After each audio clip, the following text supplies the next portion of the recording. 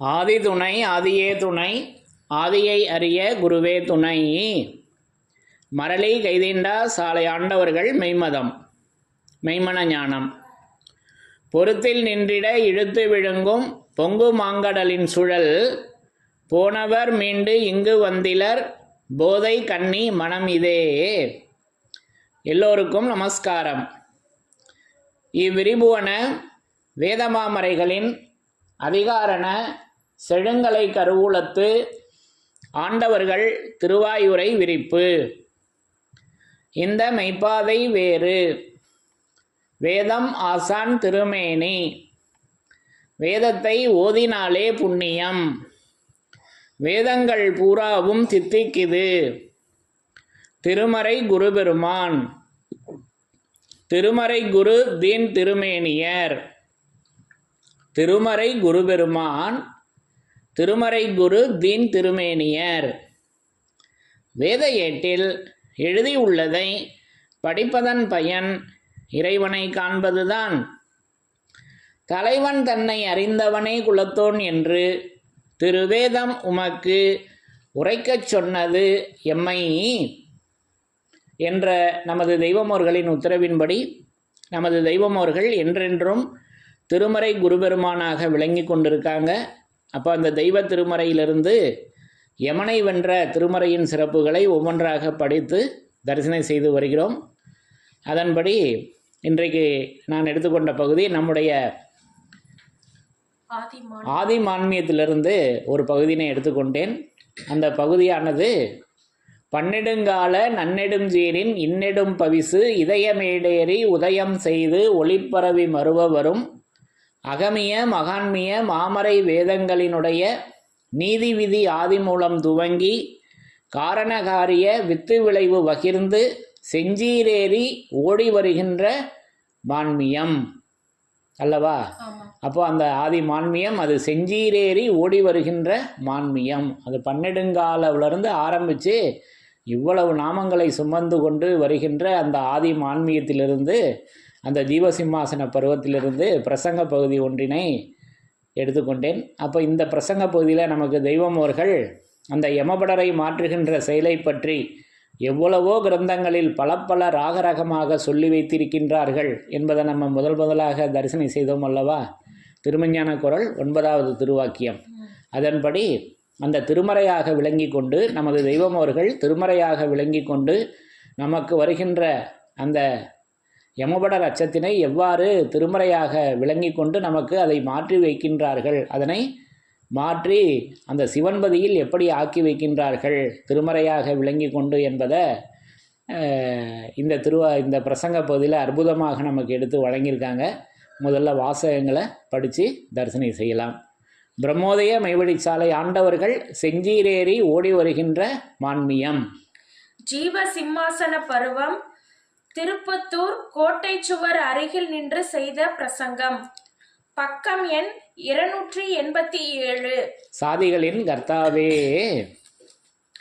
மேலும் நீ சர்வ கலைநிதி ஐஸ்வர்யனாகுவதற்கு அதற்கான உதவி பொருளெல்லாம் குறைவின்றி பெற்று தூலத்துக்கு ஜீவனளித்த முன்காலமான அப்போது மார்தட்டி சாட்சி வைத்து நானாச்சுது பார் என்று வந்தவன். அதை மறந்துவிட்டு இங்கே மெய்யை கொடுத்து பொய்யை பெறுகிறவனாய் அப்பொருளை சர்வ கவலை தரித்திர அழகை தேகத்தை பெருகுவதற்கு செலவு செய்து கொண்டு அலைகிறாய். இது மெய். நீ யமன்பதி கடந்து வீர குன்றேறி விளங்க வந்தவன். தூங்க குழிக்குள்ளே வேடித்தனத்தை பாதுகாக்கின்றவனாக இருக்கின்றாய் என்று நமது குலதெய்வம் பிரம்மோதய மெய்வழிச்சாலை ஆண்டவர்கள் திருவாய் மலர்ந்து அருளி உள்ளார்கள். சாதிகளின் கர்த்தாவே. அப்போ இந்த குறிப்பிட்ட இந்த பகுதியானது 2 காட்சிகளை நமக்கு தருகின்றது. ஒன்று நம்ம தாயினுடைய அந்த கருவறையில் இருக்கிறப்ப நாம் அமானிதம் என்று வாங்கி இருக்கிறோம் அல்லவா? அதை குறிவைத்து சொல்லக்கூடிய காட்சி ஒன்று. அப்போ இதற்கு நான் தான் முழு யோகியதையும் சக்தியும் உடையவன் என்று வாக்கு தந்து கையேந்தி வாங்கி கடமை பூண்டு விட்டதானது. யானை முதல் எறும்பு கடை 84 100 1000 ஜீவராசிகளில் வைத்து அவங்களாம் ஒதுங்கி போயிட்டாங்க. இது இந்த கடமை என்னால் செய்ய முடியாதுன்னு. 2 விஷயங்களில் கடமை ஒன்று தான். இதை நம்ம மாமிச பிறப்பில் நம்ம இதை இப்போ நம்ம அமானிதம் அந்த வாக்கு தந்தோம் என்று நம்ம கேள்விப்பட்டிருக்கோம் அல்லவா. இது ஒரு விதமான காட்சி. இது தாயினுடைய பிறப்பில் வர்றது, கருவறையிலேருந்து வருவது. இங்கே தெய்வீக பிறப்பில் அதை நமக்கு எப்படி வச்சுருக்காங்கன்னா, அதை ஒவ்வொரு நாளும் நமக்கு அதை கடமையாக வச்சுருக்காங்க. அப்போ இங்கே திருவாக்கியம் திருமஞான குறள் 74 படி, நீங்கள் இங்கு எமது வேதமணி சூழில் மறுபிறப்பு அடைந்து 6வது அறிவை பெற்றிருக்கின்றீர்கள். நீங்கள் பெற்ற அந்த 6வது அறிவின் பெருமையை ஒவ்வொரு நாளும் ஒவ்வொரு நேரமும் எண்ணி எண்ணி விளக்கமாக பேச வேண்டும். அப்பொழுதுதான் அதன் முழு பலன் உங்கள் கைவரவாகும். இது தெய்வ பிறப்புல. இது தெய்வத்தினுடைய நமது தெய்வம் அவர்களின் பிரம்மோதய மெய்வழி சாலை ஆண்டவர்களின் அந்த கஸ்தூரி கலபம் வீசுகின்ற அந்த தெய்வீக கருவறையில் பிறக்கிறப்ப நமக்கு கொடுத்த அமானிதம் இது. ஒவ்வொரு நாளும் ஒவ்வொரு நேரமும் எண்ணி எண்ணி விளக்கமாக பேச வேண்டும். அப்போதான் பலன் கிடைக்கும் அல்லவா. இப்படி 2 விதமான காட்சிகளை நமக்கு எடுத்து வச்சிருக்காங்க. அந்த வயது நேரத்தினுடைய லட்சணத்தை, அதனுடைய சிறப்பை தான் இங்கே பேசி வர்றாங்க. படிங்க. மேலும் நீ சர்வ கலைநிதி ஐஸ்வர்யனாகுவதற்கு மேலும் சர்வ ஐஸ்வர்ய சர்வ கலைநிதி ஐஸ்வர்யனாகுவதற்கு மேலும் சர்வ கலைநிதி ஐஸ்வர்யம். அப்போ ஐஸ்வர்யம் பேர் வைக்கிறோம். ஐஸ்வர்யம் அதுலேயே இருக்கு. அந்த வரியாக அவங்க விளங்கி கொண்டிருக்காங்க. அப்போ அதனுடைய பொருள் என்னன்னா செல்வமாக இருக்கு. ஐஸ்வர்யம் பொருள் செல்வமாக இருக்கு. இங்கே மெஞ்ஞான செல்வமாக இருக்கு. அப்போ அதை நமக்கு முகப்பு பாவலையே கொடுக்குறாங்கல்லவா. ஆதிமை உதயபூரண வேதாந்தத்தில் சர்வ புவனாதியங்களுக்கும் சர்வ சீரோங்கு செல்வங்களுக்கும் அதில் சர்வ ஐஸ்வர்யங்களுக்கும் என்று நமக்கு காப்புச்செயலியே கொடுக்குறாங்க. ஆதிமை உதயபூரண வேதாந்தத்தில் மூலபண்டார பருவம் அலிப்லாம் மீம் பகுதியிலையும் சர்வ ஐஸ்வர்ய பூரி உலா அந்த நிஜவாச அந்த கித்தாபின் முழு பகுதி பொறுப்பினை ஆய்ந்தாய்ந்து நின்று தோய்ந்தேறி கண்டார்கள் என்றெல்லாம் விரிப்பு நிறையா இதுக்கு இருக்குது. அப்போ அந்த ஐஸ்வர்யம் அது சர்வ ஐஸ்வர்ய பூரி உலாவாக இருக்குதுங்க. அப்போ அது என்ன பூரி அப்படின்னாக்கா, சொற்றது செஞ்சொன் மறையாதியரென்று சொன்ன வேத மாமறைகளெல்லாம் உற்ற முன்னே பூரி ஊதி தவம் வைத்தார். அப்போ பூரி என்பது எக்காலம் அல்லவா, அது மௌனதாரை அல்லவா, அது தவமாக வச்சிருக்காங்க. அந்த திருமறையாக வேத மாமறைகள் எல்லாம் அந்த பூரியாக. அப்போ அது தலையான தலை என்றும் பூரி என்றும் மெய்வழி நூல். முதல்ல படித்தது தெய்வ தேடுகுடகம் அல்லவா. இப்படியெல்லாம் அந்த சர்வ ஐஸ்வர்ய அந்த பூரி உலா பூரியாக இருக்குது. இந்த உணவு சாப்பிடணுமே, பூரி சாப்பிட்றோம், இந்த பூரி ஆக இப்படியே அதை செவி உணவாக வச்சுருக்காங்க. ஒன்று வாயு உணவு, ஒன்று செவி உணவு அல்லவா. அப்போது அதை பெறுவதற்காக நம்ம வந்தது. இப்போ இதில் 2 வித காட்சிகள். ஒன்று தாயினுடைய கருவறை, இங்கே தெய்வீக கருவறை. 2 விதமான காட்சிகளை நமக்கு தெய்வம் வழங்குறாங்க. மேலும் நீ சர்வ கலைநிதி ஐஸ்வர்யனாகுவதற்கு அதற்கான உதவி பொருள் எல்லாம் குறைவின்றி பெற்று. அதற்கான உதவி பொருள்கள் எல்லாம் குறைவின்றி பெற்று என்பது எங்க பொருத்தமாகும் அப்படின்னா, தெய்வீக கருவறையில். அப்போ நம்மை ஈசன் படைத்தான், வேதத்தையும் தந்தான். உடனே செவி உணவு கொடுத்துட்டாங்கல்லவா. அப்போ இதெல்லாம் நம்ம ஏற்கனவே விரிவாக பகிர்ந்து கொண்டிருக்கோம். 242வது திருவாக்கியத்தில் வருகின்றது. அப்போ அந்த உதவி ஒத்தாசை எல்லாம் நமக்கு ஏற்படுத்தி தானே வச்சுருக்காங்க தெய்வம். அவங்க வேத வாசகமாக வேதத்தை கொடுத்துட்டாங்களே. அதற்கான உதவி பொருள் எல்லாம் குறைவின்றி பெற்று தூலத்துக்கு ஜீவன் அளித்த முன்காலமான அப்போது. தூலத்துக்கு ஜீவன் அளித்த முன்காலமான அப்போது. அப்போ இது என்னன்னு விளங்கிக்கணும். அப்போ இதெல்லாம் எப்போ விளங்கும்னா, எல்லா அங்கங்களும் தோய படிக்கும்போது விளங்க வரும். அந்த வாசகத்திலேயே கொடுத்துருக்காங்க. அதற்கான உதவி பொருள் எல்லாம் குறைவின்றி பெற்று தூலத்துக்கு ஜீவனளித்த முன்காலமான அப்போது. அப்போ தூலத்துக்கு ஜீவனளித்த முன்காலம், ம், அப்போ இது விளங்கிக்கணுமே. ஆமா. அப்போ இது இங்கே நான் கேள்வியாக வைக்கிறேன். வேதத்தில் இதற்கு விரிப்பு இருக்கு. அதற்கான அடுத்த சந்தர்ப்பத்தில் அதை பங்கிக்கலாம். முன்காலமான அப்போது மார்தட்டி சாட்சி வைத்து நான் ஆச்சுது பார் என்று வந்தவன். இதுதான் நம்ம வந்து அந்த வாக்கு தந்து கையேந்தி வாங்கி கடப்பை பூண்டு விட்டதானது ஆதியோதய பருவத்தில் கொடுத்துருக்காங்கல்லவா. இதற்கு முழு யோகியதையும் தகுதியும் உடையவன் நான் தான் என்று வாக்கு தந்து கையேந்தி வாங்கி கடமை பூண்டு விட்டதானது. அதை தான் இங்கே மீண்டும் குறிப்பிடுறாங்க. அப்போது மார்தட்டி சாட்சி வைத்து நான் ஆச்சுது பார் என்று வந்தவன் அதை மறந்துவிட்டு இங்கே மெய்யை கொடுத்து பொய்யை பெறுகிறவனாய். அப்போ மறதி வந்துருச்சுங்க. என்ன மறதி அப்படின்னாக்கா, நம்ம தாயினுடைய கருவறையில் இருக்கப்போ கூட அந்த நினைவு இருந்தது. குழந்தை பிறக்கிறப்ப இப்போ கருவறையில் ஒரு ஓமானம் ஒன்று அனந்தாதி தேவர்கள் பேசிக்கொண்ட முத்திப்பேரில் நான் இதை கேட்டிருக்கேன். அப்போ தாயினுடைய கருவறையில் தலை வந்து மேல் பக்கமாக தான் இருக்குது. பிறக்கிறப்ப என்ன ஆகுது அப்படின்னா ஒரு சுழற்சி வருது. ஒரு சுழற்சி வந்து தலை திரும்பிடுது, மேலே இருக்க தலை கீழே வந்துடுது. அது ஒரு பல்ட்டி தானே, அது அந்தர் பல்ட்டின்னு சொல்லுவாங்கள்ல. இப்போ நம்ம ஏதாவது ஒரு பொய் நிஜத்தை பேசியிருப்போம், இன்னொருத்தர்கிட்ட போய் இதை சொல்கிறப்ப அப்படியே மாற்றி போயிதுன்னா, அப்பா என்னப்பா இவன் இப்படி அந்தர் பல்ட்டி அடிச்சிட்டான் அப்படின்னு பழமொழியாக பேசிக்குவோம்லவா பேச்சு வழக்கில். அதை போல் ஒரு சுழற்சியில், ஏன்னா அப்போ தான் நம்ம இந்த மாமிச தேகத்தில் உள்ள உயிரோடு பிறக்க முடியும். கால் வந்ததுன்னா முதல்ல நம்ம புழங்க முடியுமா? முடியாது. அதாவது மாமிச பிறப்பை நான் சொல்கிறேன். அப்போது அந்த சுழற்சியில் நான் சொன்ன அந்த வாக்கு தந்ததெல்லாம் மறந்துருச்சுங்க எனக்கு, அல்லவா? இப்போ இதை இப்படி சொல்லி நான் கேள்விப்பட்டிருக்கேன். அதை இப்போ நினைவுபடுத்துகிறேன். அதை மறந்துவிட்டு இங்கே மெய்யை கொடுத்து பொய்யை பெறுகிறவனா. இங்கே மெய்யை கொடுத்து பொய்யை. அப்போது இதே பிரசங்க பகுதியில் கூட தெய்வம் அவங்க சொல்லுவாங்க.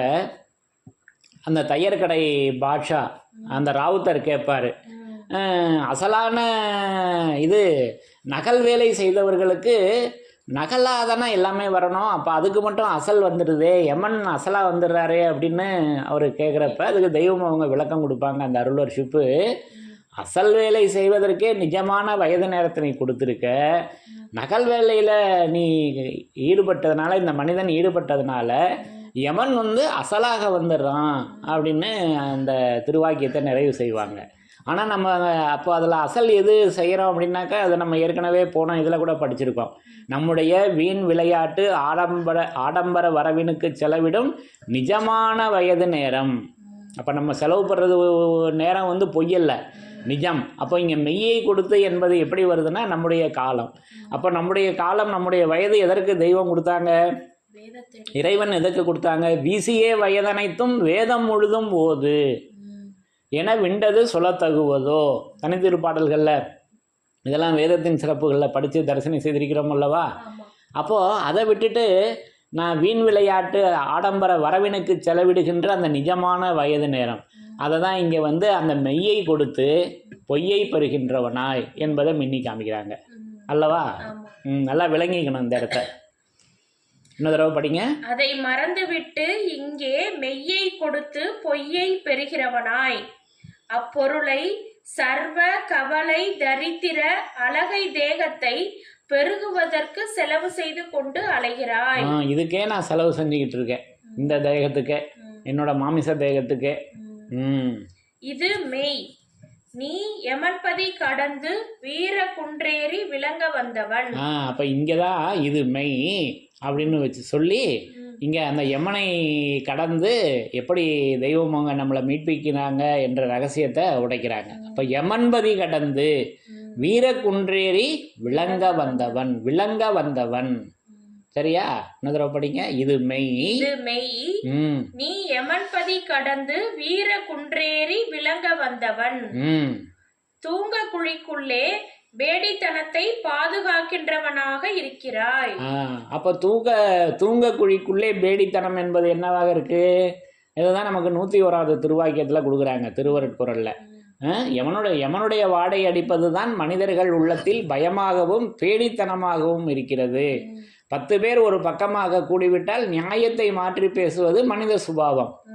ஆனால் விஞ்ஞான மகத்துக்களோ எத்தனை பேர் எதிர்த்து நின்றாலும் நீதியையே பேசுவார்கள். அவர்கள் தாங்கள் சொன்ன சொல் மாற மாட்டார்கள். அந்த சொல்ல மறந்துட்டு நான் தூங்க குழிக்கு போயிடுறேன், பேடித்தனத்தை. அது என்ன தூங்கக்கூடியனா இந்த மாமிச தேகம்தான், என்னுடைய இந்த நரதேகத்துக்கு வந்துடுறேன், நரப்பிறப்புக்கு. அதை தான் இங்கே மின்னி காமிக்கிறாங்க.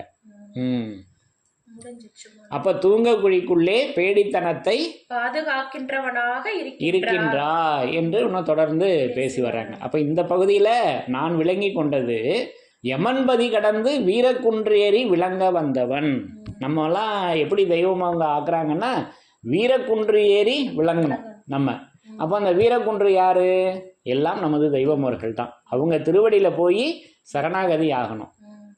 இப்போ யாருக்கிட்ட சரணாகதி ஆகிறோம்னா யமன்கிட்ட தான் சரணாகதி ஆகிறோம். அந்த யமன்பதியை கடந்து நமது தெய்வம் அவர்களிடம் சரணாகதி ஆகணும். அது அவங்க வீரக்குன்றாக இருக்காங்க.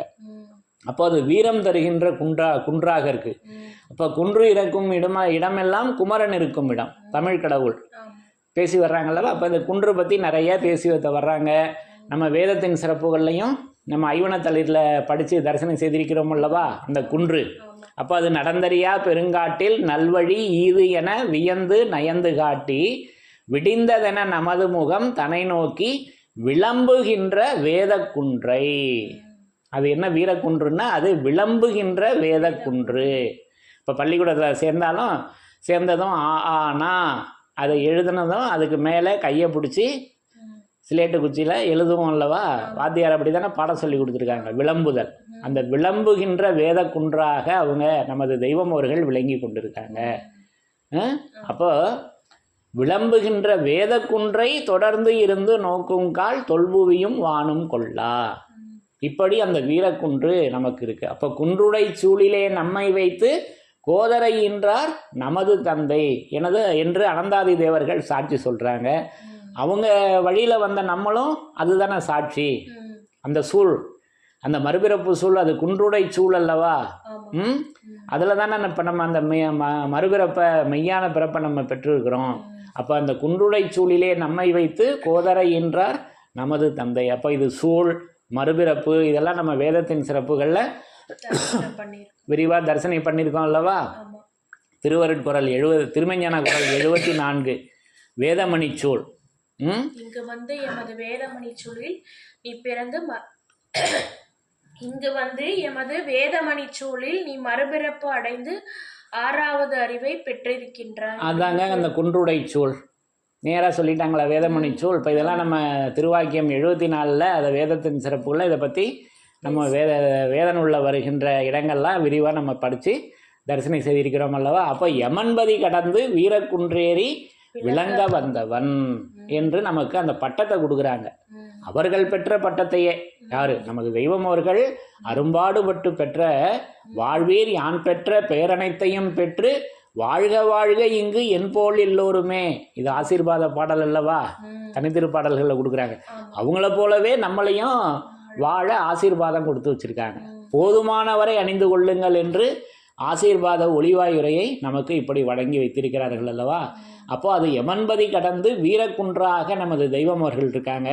அந்த குன்றின் மேல் ஏறி அல்லவா நம்ம தெய்வம் அவர்களை தரிசனம் செய்யணும். அப்போ அந்த வேதத்தின் வழியாக வழி வழி என்று அலைந்தழுத்தேன் வெகு காலம் வழி இதல்லால் மற்றினையோர் வழியும் இல்லை வழிமறையோன் குருநாதர் உளவின்படி. வழிமறையோன் குருநாதர் உளவின்படி வழி புகுவான் வழி அறிவான் அவன் இன்சான். அப்போ இப்படிலாம் இதெல்லாம் நம்ம ஏற்கனவே குருமுராதியில் வேதத்தின் சிறப்புகளாக படித்து தரிசனம் செய்திருக்கிறோம் அல்லவா. அந்த மெய் வழியை இப்படி நமக்கு திருவேதமாக எடுத்து திருமறையாக எடுத்து காண்பித்திருக்கின்றார்கள். ஆகவே நாம் எல்லோரும் அந்த யமன்பதி கடந்து வீரக்குன்றேறி நமது தெய்வம் அவர்களை தரிசனம் செய்ய வேண்டும் என்பதை இப்படி நமக்கு தெய்வம் அவர்கள் அந்த குன்றாக வீரக்குன்றாக விளங்கி கொண்டு நமக்கு வருகின்ற அந்த யமபடரின் ஆபத்தினை மாற்றி வைக்கின்றார்கள். நம் எல்லோரையும் அதிலிருந்து மீட்டு அந்த விண்ணுலகத்தில் ஆக்கி வைக்கின்றார்கள். திருமறையாக விளங்கி கொண்டு இப்படி நமக்கு ஆக்கி வைக்கின்றார்கள் என்பதை நான் உணர்ந்து கொண்டேன். இந்த மான்மிய பகுதியின் மூலம், இந்த பிரசங்க பகுதியின் மூலம் நான் விளங்கி கொண்டேன் என்று கூறி யமனை வென்ற திருமறையின் சிறப்புகள் தொடரும். தலைவன் தன்னை அறிந்தவனே குலத்தோன் என்று திருவேதம் உமக்கு உரைக்கச் சொன்னது எம்மை. யமனை வென்ற திருமறையின் சிறப்புகள் தொடரும். எல்லோருக்கும் நமஸ்காரம்.